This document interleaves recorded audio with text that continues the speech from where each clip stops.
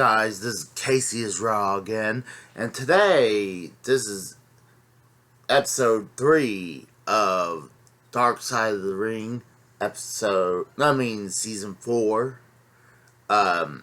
This episode is about the Graham family, the tragedy tales of the Graham family. I listen to Song Monster all the time, and he says the Graham family is the second, right behind the Von Erichs, has the most tragic tales of a family. And I was like, they have a pretty big measuring stick with the Von Erichs, because 4 out of 5 brothers are dead. So, you have to bring it on for that. And apparently they did. And before I move on and talk about this, I gotta get something out there. Apparently, on YouTube, there's certain words you can't say, and if you do, they'll shadow ban you, and your video doesn't get views. Unless outside your subs that you already have. So, even though bigger channels like Vice and big time tubers can get away with it because they're big time, but with us, we have to play within the rules to even get some views, because it's double standard from YouTube. As most likely it's to people who's able to be monetized. I'm not able to be monetized off this. So, my goal is just trying to get views, for my opinions and reviews of these episodes. So, I just don't want my reviews and opinions get shadow banned because YouTube doesn't agree with freedom of speech. Like, I can understand hate speech. That's one thing that caused the adpocalypse, that caused this whole thing. That's fine. I understand. Don't tolerate hate speech. But when it's certain words, even you use technical words, will get you shadow banned or demonetized. So, going forward on this episode, there's a certain way of death that they don't want you mentioned, because it's self-harming. And I can understand you don't want to promote self-harming, and I totally understand that. So, but you could say murder, right? But you say, if the person, let's say S themselves, then they will shadow ban you. So, going forward in this episode, so when I refer as someone's death as a certain way, I'm going to say S. So, and I'm not trying to make it sound funny. I'm just trying to work my way around the system. So, they were talking about Eddie Graham from the beginning, that his tag team partner, he looked almost identical to this guy. So he took his last name of Graham and, made a run of it. And honestly, when Eddie Graham became a huge star and promoter, honestly, the Graham name is big. I'm not sure if I know superstar Billy Graham got the name from, I guess, the religious person. But I also think it's some other wrestler. It could be. I'm not sure if it was with Eddie Graham, because they didn't say anything about that. So, but obviously they talked about a lot of his career, and his tag team partner went nuts one day. And nowadays, if you hear about this, oh my god, the world would have known.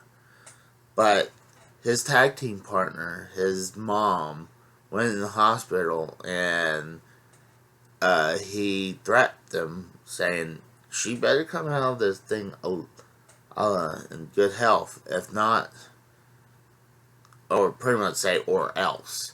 And then he comes in, like, a couple days later, she dies. So he's livid.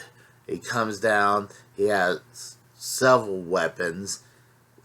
How Vice said that I guess he used a shotgun and shot at a doctor, and pretty much picked up his mom's body and yelling, "I just want to bury her myself."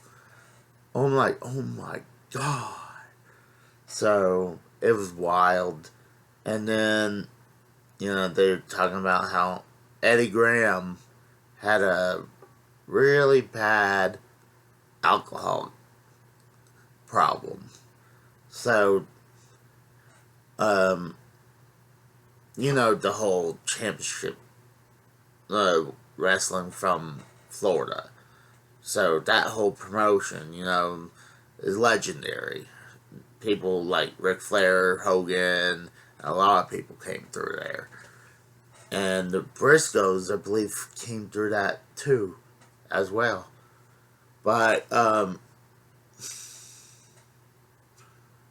back to where I was saying that Eddie Graham had an alcohol problem, where apparently he would go to this one store, buy the cheapest wine they have, and, just be driving and drinking and driving. So he would toss the bottle out in the field, and one day he, couldn't, the store was closed, and this is pretty bad if this is real, that he went to that field where he kept on chucking the bottle out, that he went and, tried to drink whatever wine was left in those bottles. I'm like, God, you have a problem when you have to do that. And then they talk about how Eddie Graham S himself off. And, he shot himself twice. And it's apparently, I learned that his father, and I think his a relative, it could be his brother, also killed himself as himself. But I might have to bleep that out. But so, and then they had audio of Mike Graham, and they talked about how Mike Graham, how good a wrestler he is, but they never had a focus point on him because, well, he's the owner's kid. So, or the owner's son. So, if you put the belt on him, it's nepotism. So, when Eddie Graham S himself, he took over, Mike Graham took over championship wrestling from Florida. And this is during the time frame when Vince McMahon Jr. was going through all the territories and picking up all the superstars or wrestlers that he wanted, killing off the territories. So, they said 2 years after Eddie Graham passed, CWF closed its doors, and then Mike Graham went to WCW as a wrestler, and I think he was an announcer or some. He was definitely after a while, no longer a wrestler, and I think he was an agent, and they had a shoot interview in this that I've seen, and some of his shoot interviews are crazy. I highly suggest checking them out, especially when he talks about Chris Benoit. Oh my god. So, they kind of like said he just wasn't really doing anything wrestling. I mean, I assume when he was in, well, I guess he was still in WCW, and at least in 2000. So he was probably there almost all the way to the end of WCW. And then when WCW was closed, I mean, he wasn't doing much. I remember, oh gosh, I'm trying to remember what episode it was, no, what documentary, but, and maybe it was the Monday Night Wars or something like that. And you had Mike Graham on there, and he's talking about Jeff Jarrett, saying he's broke a million guitars over someone's head and never drew a dime, and people made memes of that where he was like, never drew a dime.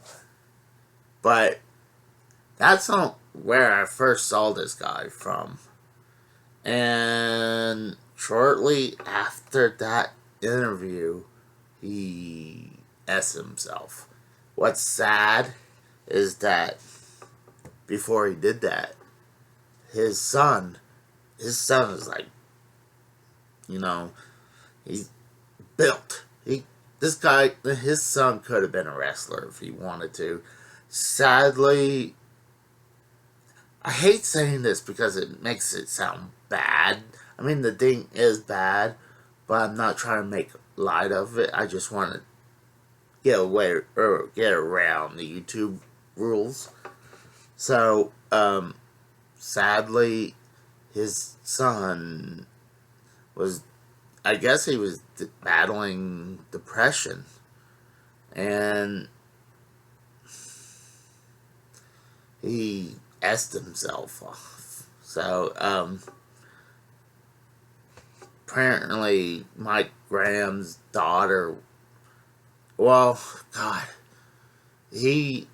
what she said, that he was happy that he didn't discover the body, because if he did, she would be burying two bodies instead of one. And so she was trying to, cope his pain. I mean, it's obviously, when you lose someone, it's awful. And I can't imagine losing a child. Like, I lost my wife, and I know the first year of when she's been gone, I should have done therapy. I mean, but I had to do what I had to do. I had to, move on with life. But the problem, I had to get back to work. And luckily, I never, did drugs, or I never had an alcohol problem. So I didn't have to rely on that. But I did have a vice. And it's funny we're talking about Vice, because this episode was on Vice TV, and my vice is what you see behind me. I've been collecting video games for over damn near 25 years, but after my wife passed in 2017, it just exploded because I was shopping and going to flea markets to cope with the loss of my wife. But I also took my own advice saying that don't think about the bad times, think about the good times, and that helps you. That helps you be strong, and friends, family, people you trust, supporters. I mean, I wasn't I was seeing a couple people within the year. I mean, it sounds bad, but when you're 35 years old, I mean, sadly, you had to move on with life. And I was either 36 or 37 when I met a woman. It was ex-girlfriend now, but we were in a 2-year plus relationship, friends still, and sometimes more than friends. But that was a big coping. I mean, I was in another relationship before that, but I never believed into rebounds until I went in that first relationship. And I was like, wow, that's a rebound. But I'm just saying is that I should have went to therapy. So anytime you had some major loss, it's best to seek therapy. And I wish I did. And I still feel the effects every once in a while. I know for the first 6 months to a year, especially the first few months, little things will trigger you. And I can understand why when Mike Graham lost his son, that he spiraled in depression. I mean, he lost his dad. I wouldn't say he just lost his dad, but then a while later, then he lost his son, and I mean, you really ain't doing anything, and depression kicks in. And luckily for me, no, I was staying busy at work. Plus, like I said, I was doing discs, collecting video games, trying to buy my pain away. And luckily had family, like I said, friends and family helped me. But let's go ahead and move on. And I'm just trying to explain why the feelings about this. And it makes me think about my late wife, too. Because there's some points about this, kind of like it, too. So, moving on. So when Mike Graham passed away, go back a little bit. Before he passed away, his daughter was trying to help him cope with his pain. And apparently before him, you had several of his generations, S themselves off. And apparently it's a vicious circle, apparently. And they said it's amazing if it goes beyond 2. Well, there's 4 generations that has this happen. Even though they're not all in order. Because, I mean, the son died before Mike Graham. But sadly 2 years after Mike Graham's son passed away, he asked himself, and uh, the survivor is Mike Graham's daughter, and she's tough. She's a survivor, a fighter, and I'm happy that apparently she's able to break this vicious circle. And now I'm getting a little emotional because thinking about that. But it was kind of good ending because she was like pretty much saying, I'm a survivor and I broke this vicious circle and I will move on. And I'm happy for her that she's able to fight and move on. So, my overall ratings, it was pretty freaking good. I would say it was pretty much as good as the previous episode as well. Oh gosh, trying to remember, what was the previous episode? Magnum TA. So, I gave Magnum TA 8 out of 10. I give this 8 out of 10 as well. Highly suggest watch this episode. I always suggest ways how to watch Vice. If you don't have Vice on your cable networks, then you could go through the app. You'll have some free passes, but if you have your username, password for your cable or dish or direct, you're able to watch it for free. And then you can able to go to Vice TV's website. You can use free passes as well. What I do, I go on YouTube. I wait about they release the episodes on Tuesdays on Vice, and then 2 days later on Thursday that I'm recording right now, released later on. I think it released somewhere about noon because I kept on checking, and right after lunch, when I went to lunch, it was there finally. So Thursday noon at Central Time is when they release the episodes on YouTube. I suggest not to watch the pirate episodes because, not saying because I'll support Vice, but the reason is because a lot of times when you watch the pirate version on YouTube, it's so garbled up because they're trying to get around the copyright. And it's just worth just how good these episodes are.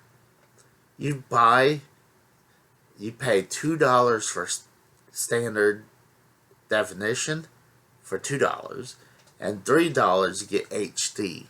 Or right now, I think you pay $16 for all 10 episodes. So I go YouTube route. And and if you guys know, Dark Side of the Ring is on Hulu. Problem is, Hulu doesn't update it until way later. They have the first 3 seasons, but it'll be forever until they'll put any of the 4th season up. So that's why I'm suggesting go to YouTube and buy off their subscription. So, like I said, highly suggest it. And thank you for watching. See you.